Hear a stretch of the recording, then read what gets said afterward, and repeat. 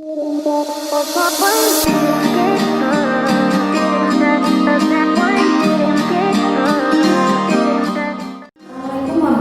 wabarakatuh. Halo anak-anak ibu, berjumpa lagi dengan Ibu Dia di materi pembelajaran tematik bahasa Indonesia kelas 3.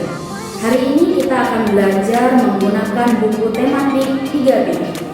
Silakan anak-anak ibu semua untuk membuka bukunya. Pada kesempatan kali ini kita akan belajar tentang menguraikan pesan dalam dongeng, baik itu secara lisan, tulisan, dan juga visual. Sebelum itu, Ibu akan menjelaskan kepada kalian semua tentang apa itu dongeng. Mari simak video berikut ini. Baiklah, kita akan memasuki materi tematik 3B Bahasa Indonesia, yaitu tentang menguraikan pesan dalam dongeng yang disajikan secara lisan, tulisan, dan visual dengan tujuan untuk kesenangan.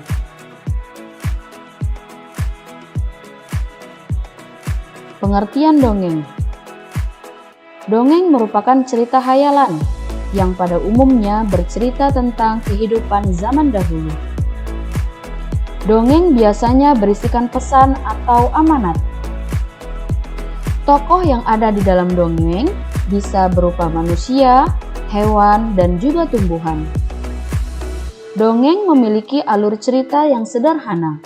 Alur adalah rangkaian peristiwa di dalam cerita.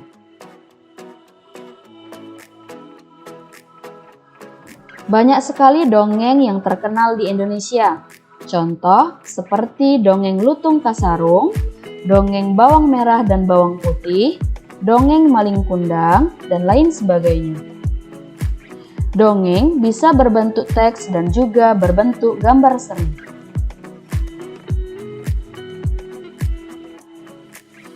Jenis-jenis dongeng ada 5, yaitu mite, legenda, fabel, hikayat, dan parabel.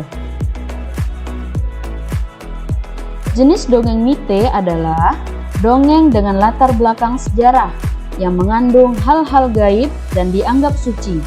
Biasanya, tokohnya adalah dewa-dewa. Contoh dari dongeng mite yaitu seperti dongeng Nyi Roro Kidul, dongeng Jaka Tarub, dongeng Dewi Nawang Wulan, dan lain sebagainya. Kedua yaitu jenis legenda. Jenis legenda adalah dongeng mengenai peristiwa sejarah suatu nama daerah atau asal-usul sebuah daerah. Contoh jenis dongeng legenda adalah dongeng Danau Toba, dongeng Batu Menangis, dongeng Tangkuban Perahu, dan lain sebagainya. Jenis yang ketiga yaitu jenis fabel. Jenis fabel adalah dongeng yang tokohnya adalah hewan dan menceritakan tentang kehidupan mereka. Contoh dari jenis fabel yaitu dongeng Si Kancil, dongeng Kelinci dan Kura-kura, dongeng Singa dan Tikus, dan lain sebagainya. Yang keempat yaitu jenis hikayat.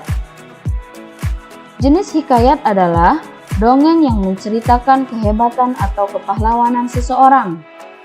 Contoh jenis hikayat yaitu dongeng Erlangga, dongeng Panji, dongeng Calon Arang, dan lain sebagainya. Dan yang kelima yaitu jenis parabel.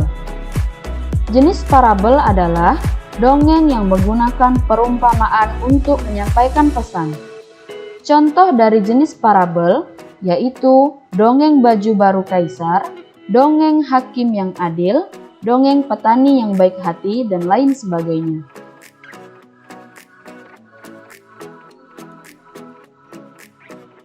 Unsur-unsur di dalam dongeng. Yang pertama yaitu tokoh. Tokoh adalah para pelaku yang ada di dalam dongeng. Tokoh biasanya berupa manusia, hewan, dan juga tumbuhan. Unsur yang kedua yaitu latar. Latar adalah tempat, waktu, atau suasana yang ada di dalam dongeng. Unsur yang ketiga yaitu watak tokoh. Watak tokoh adalah sifat tokoh di dalam dongeng. Setiap tokoh di dalam dongeng memiliki karakter atau watak yang berbeda-beda. Ada karakter yang mendukung tokoh utama, dan ada pula karakter yang menentang tokoh utama, dan ada juga karakter yang netral atau tidak mendukung atau menentang tokoh utama. Unsur yang keempat yaitu alur. Alur adalah rangkaian peristiwa di dalam dongeng. Unsur yang kelima yaitu pesan atau amanat, yaitu pesan yang ingin disampaikan oleh penulis dongeng kepada pembaca dongeng. Selanjutnya kita akan memasuki materi pada pembelajaran kali ini, yaitu kita akan berlatih bagaimana menguraikan pesan dalam dongeng, baik itu secara lisan, tulisan, dan juga visual. Mari kita baca contoh dongeng yang ada pada layar, yang berjudul Persahabatan Pohon Jambu Biji dan Tanaman Tomat. Di sebuah negeri tumbuhan, ada tanaman tomat dan pohon jambu biji yang berteman sejak kecil. Mereka bermain bersama setiap hari. Suka dan duka mereka lalui bersama-sama. Ketika sudah besar dan dapat menghasilkan buah, persahabatan tanaman tomat dan pohon jambu biji berubah, karena tanaman tomat lebih cepat berbuah daripada pohon jambu biji. Pohon jambu biji merasa tidak percaya diri, apalagi tanaman tomat senang memamerkan hasil buahnya kepada pohon jambu biji. Pohon jambu biji merasa sedih dan tidak mau bermain lagi. Bulan pun berganti. Buah dari tanaman tomat semakin banyak siap untuk dipetik. Tanaman tomat merasa senang karena dirinya bermanfaat bagi manusia. Sementara itu, pohon jambu biji hanya termenung dan berharap ia dapat segera berbuah. Tiba-tiba, datang tanaman pisang yang menghampirinya. Tanaman pisang memberi kabar bahwa tanaman tomat telah mati. Berita itu sungguh mengejutkan bagi pohon jambu biji. Ia lalu bertanya, mengapa tanaman tomat mati? Pohon pisang pun menjelaskan bahwa usia tanaman tomat hanya sampai ia berbuah. Setelah dipanen, tanaman tomat akan mati. Mendengar penjelasan itu, pohon jambu biji pun bertanya lagi alasan ia belum juga berbuah. Menurut tanaman pisang, pohon jambu biji akan berbuah dan dapat dipanen pada tahun kedua dan ketiga, dan masih dapat hidup walaupun sudah dipetik manusia. Mendengar penjelasan pohon pisang, pohon jambu biji semakin mengerti. Ia semakin bersyukur atas semua yang ia miliki. Kini, ia tidak pernah lagi iri hati atas kelebihan yang dimiliki orang lain.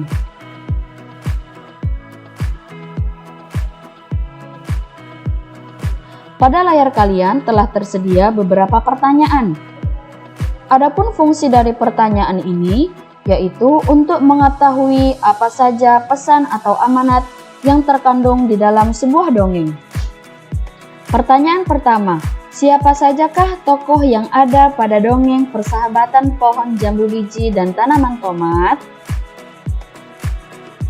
Jawabannya adalah tokoh yang ada pada dongeng Persahabatan Pohon Jambu Biji dan Tanaman Tomat adalah pohon jambu biji, tanaman tomat, dan pohon pisang. Pertanyaan kedua, mengapa pohon jambu biji bersedih? Jawabannya, pohon jambu biji bersedih karena tanaman tomat lebih cepat berbuah daripada dirinya. Pertanyaan ketiga, bagaimana watak dari tanaman tomat?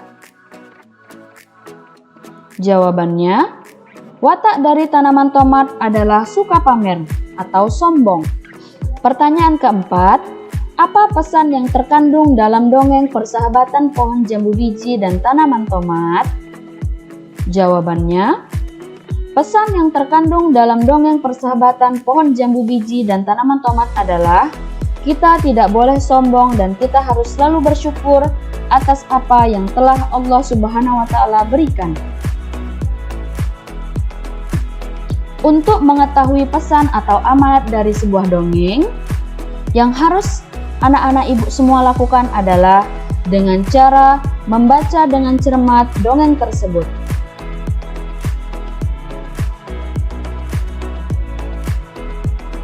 Mungkin hanya ini yang dapat Ibu sampaikan. Terima kasih dan sampai jumpa di pertemuan selanjutnya. Demikianlah video pembelajaran kali ini. Ibu harapkan anak-anak Ibu semua dapat memahami apa yang telah Ibu sampaikan. Ibu akhiri, wassalamualaikum warahmatullahi wabarakatuh.